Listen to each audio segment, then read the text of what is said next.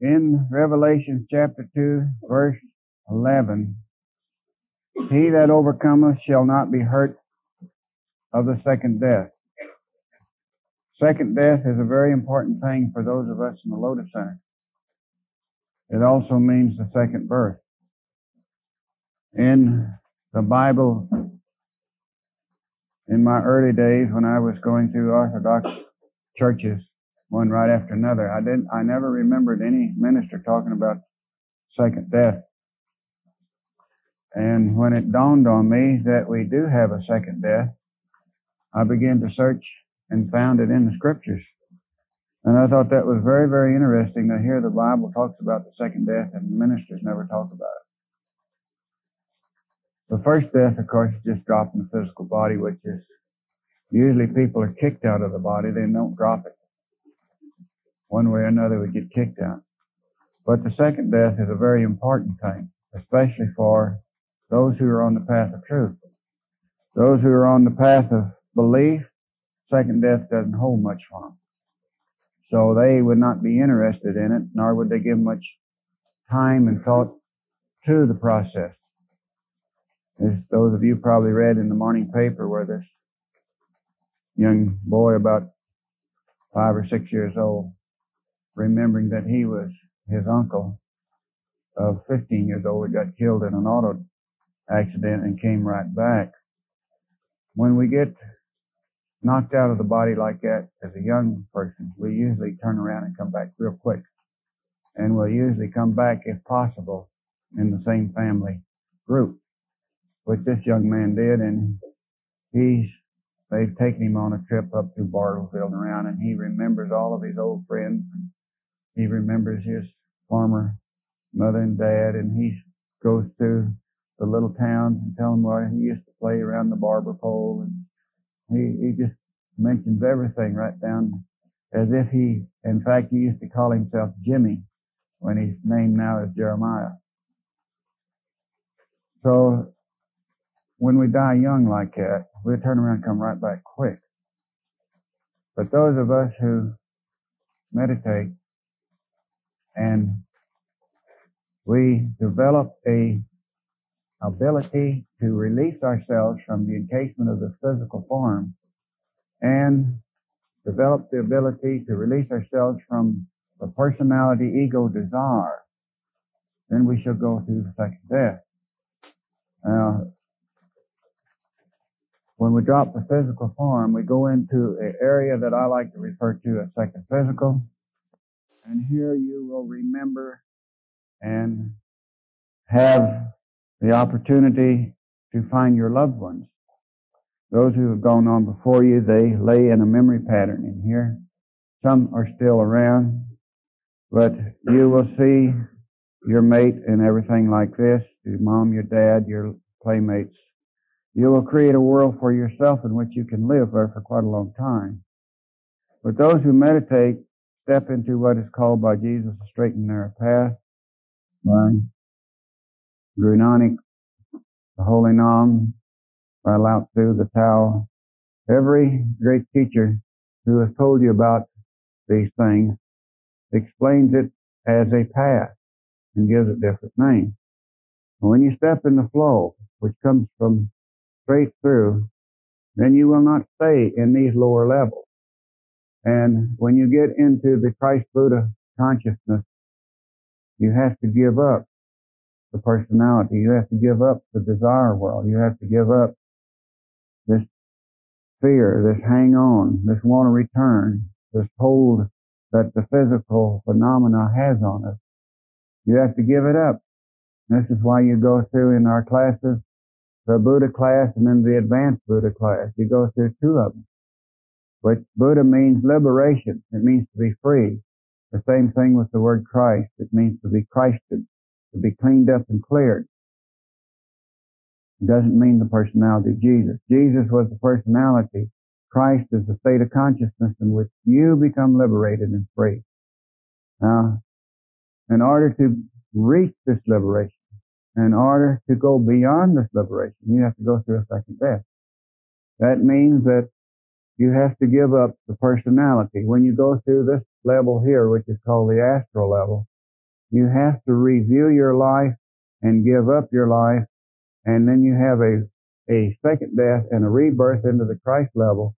And those who follow us along and stay with us, they will go with us into the third death and then move on into higher levels of consciousness.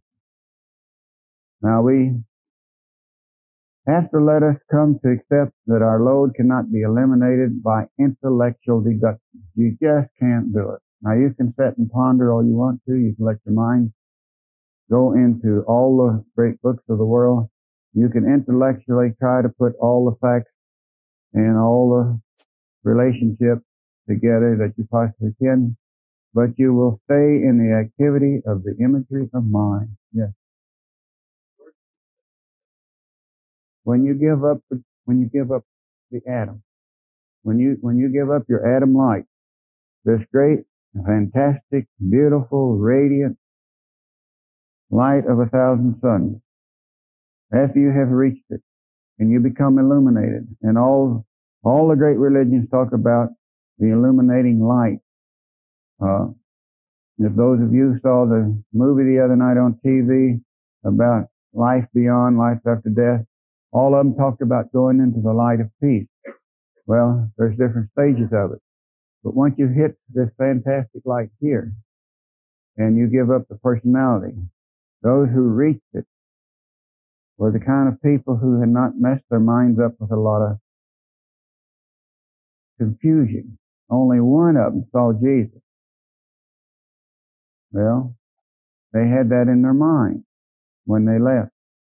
So what they saw was an image created by their mind of a figure that looked like Jesus, and they were satisfied to look at it. All the rest of them went straight into the light. That's what we want to do. We don't want to get caught here after our first death, worshiping some image of our own mind. Now you will, honest you will, if you don't clear it. If you don't have the ability to sit down and be quiet and clear the mind, you will worship an image. In the Western world, you'll worship Jesus. In the Eastern world, Mohammedan, Zoroaster, Brunani, somebody, whatever religion you're raised in, believe in, and perform in, whoever the master leader is of that particular religion, you will see that image and you will worship that image, and you will be caught in the image of mind sometimes for as much as 50 to 100 or 200 years, according to how much intensity. We adapt ourselves to the laws of life. You must do it. There's certain laws that rule us. Now we have to get a smile in our heart. And we hear such things as those whose hearts are pure shall see God. Well, as many of you hear me say, but new folks, you have to know what the heart is. I know when I was young, going to different churches, I'd go to the Baptist church and they'd talk about the heart, and I'd grab myself here and say, I want my heart to be pure. I want my heart to be pure. And I'd pray and pray and pray. But I was talking about this heart. It had nothing to do with your heart turn. The heart of anything is what makes it run, what makes it operate. And what makes you operate is your habit self. Now, if you don't get your habits straightened out to where they're in functioning and harmony with divine order, you're not pure in heart. You're only in a belief, imaginary type state of consciousness. Know that happiness does not come from places, things, or people. These are fluent. You can be happy with a person for a little while, and then you can be real unhappy with them for a little while. You can have something and it will turn sour on you. You can go from one place to another, run all over this globe looking for happiness. And you may move from one side of town to another side of town. And the more you move, the less chance you have to really find happiness, because you're running from yourself. You find happiness within yourself. And when you clean yourself up, and when you let the Christ level of consciousness invade you, when you let your atom or godhead or whatever you want to call it invade you, happiness will come. And it's a joy of just being with yourself. This is the true happiness. And this is what we want. We want you to learn how to not worship images, but worship the life force, the life flow. Become one with your own life source. Now, we have to accept people as they are. You have to accept me as I am, not as you'd like for me to be, because I am what I am. And if you try to make me something out other than what I am, you'll be disappointed. And you must learn when you get married, accept each other for what they are. And not marry somebody because they please you one way or another, but because there is a opportunity to help and serve and grow in consciousness. And this is what we want. We descend from these higher levels to meet down here to grow. We don't come down for a hell of a good time. We come down to grow. And that's what planet Earth was created for. So look at your own personal purpose. Why am I here? Change your own faults. Work on yourself. Take a good look at this little self called the personality. Sure, you're going to cry a little bit. Sure, you're going to suffer a little bit. Tell me somebody that you know that has never done this. Now, I'll tell you that they're lying.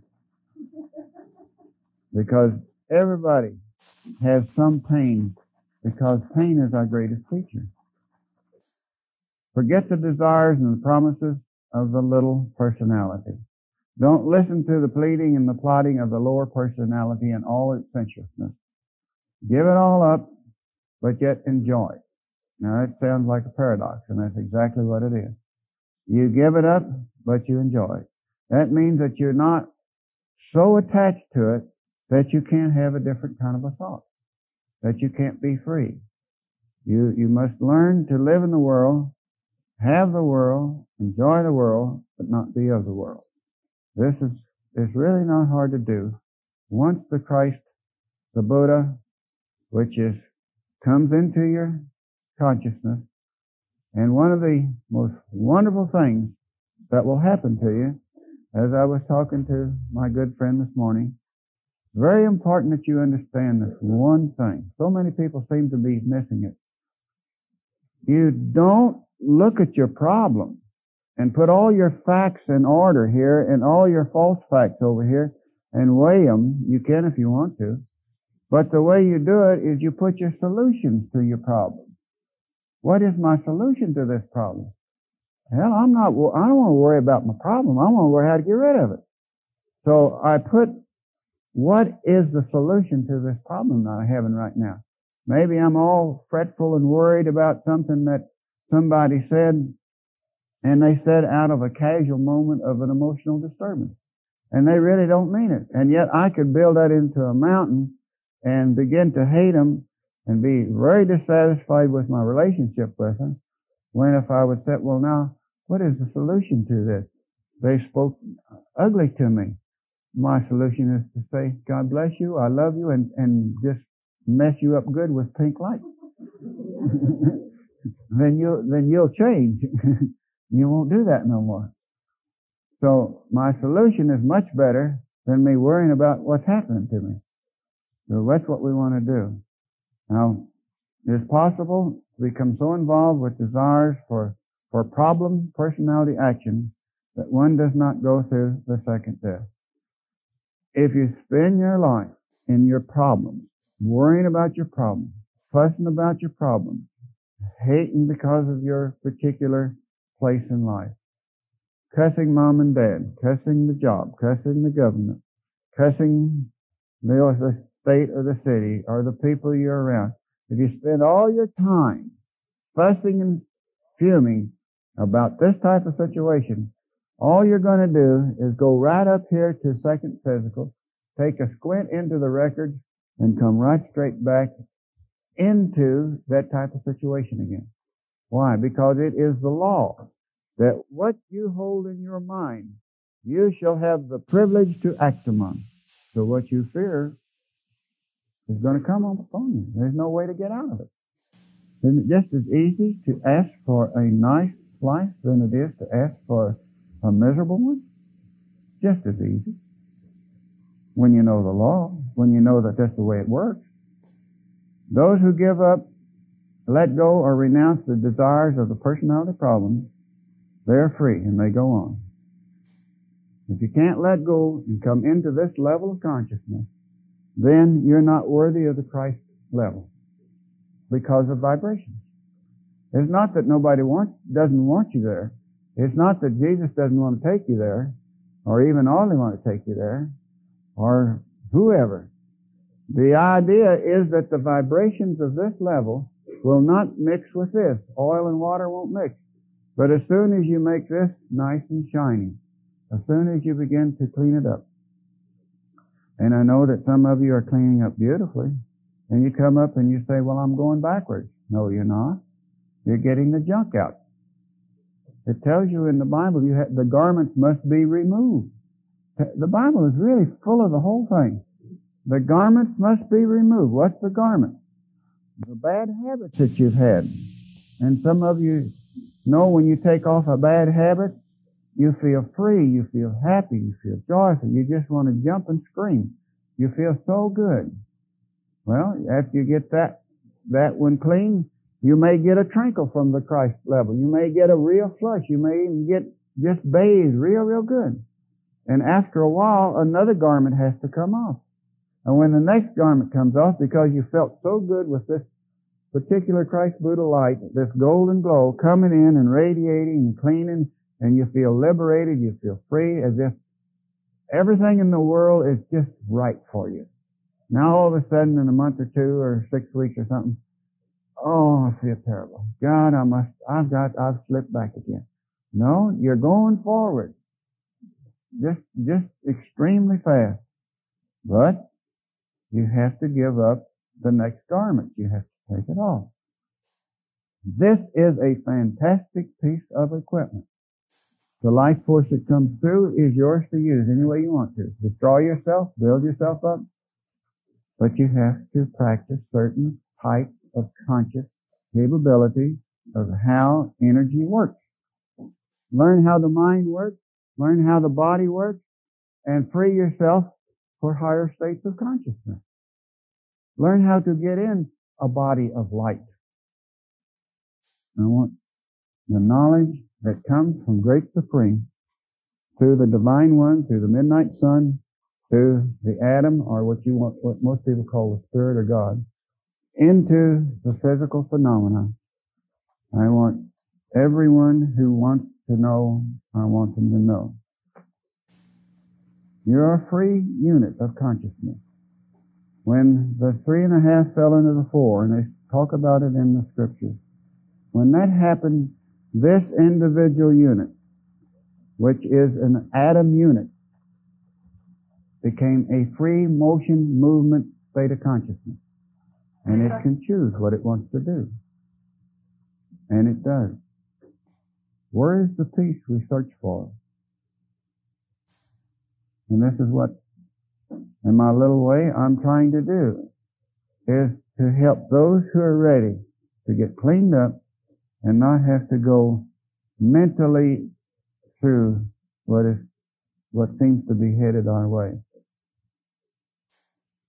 You not get excited whether they have an atom war or not, if they blow up the country, or if a whole bunch of it falls into some earthquake. So what? I'm not going to die.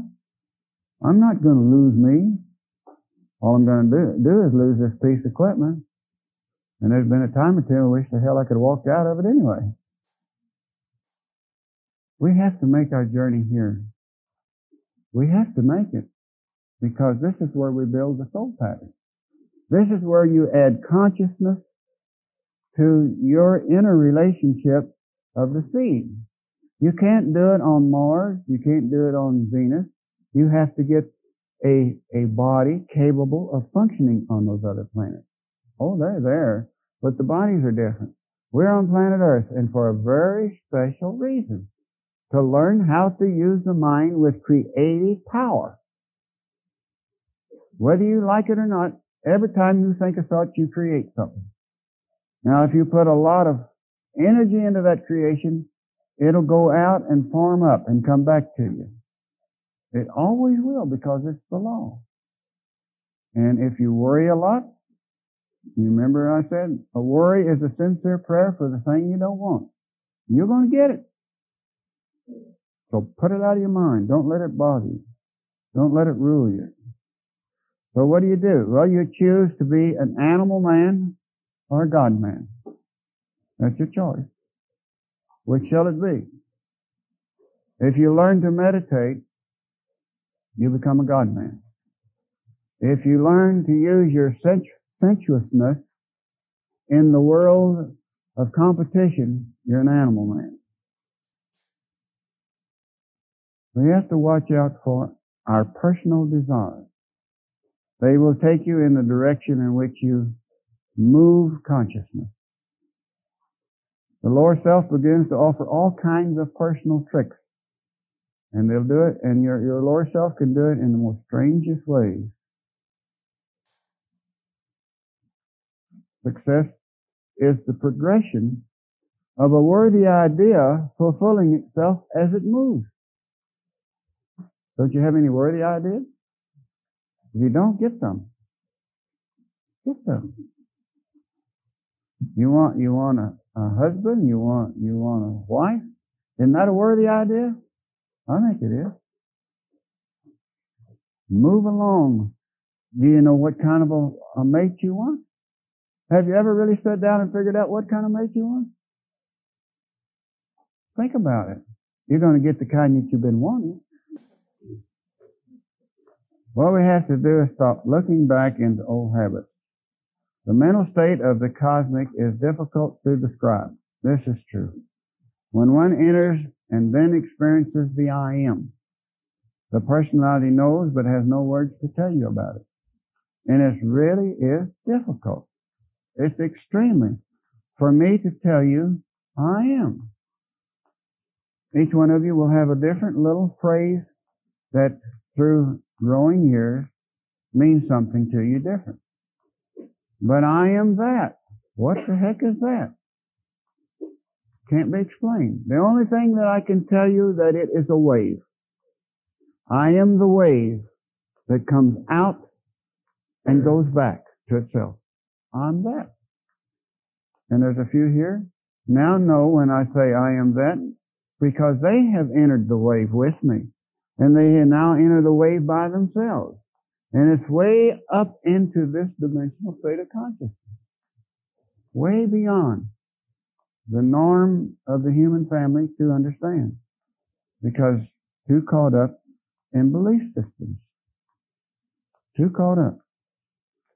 We gotta let go. We gotta be free. And when you do, you go through all of these different states of consciousness. And when you leave the great light, the light that we all search for in the early days, you go into the midnight sun. It scares everybody because it's so black, so dark. But yet, it's not dark and it's not light. Can you imagine a light that isn't dark, but yet not light? Can you imagine that? And when you go beyond that, to a flame, to a dot, to a wave, to beingness. Can you imagine beingness? It's kind of hard, isn't it? But I guarantee you, once you can set in here, you'll know what beingness is. Because you will have the experience of being. And when you do this, you have no fear. Absolutely no fear. Because those of us who reach that state of consciousness know that consciousness of the I am will never die out. We reach what is called the immortal state. We often fall back through criticism. And when you do, what do you fall back to?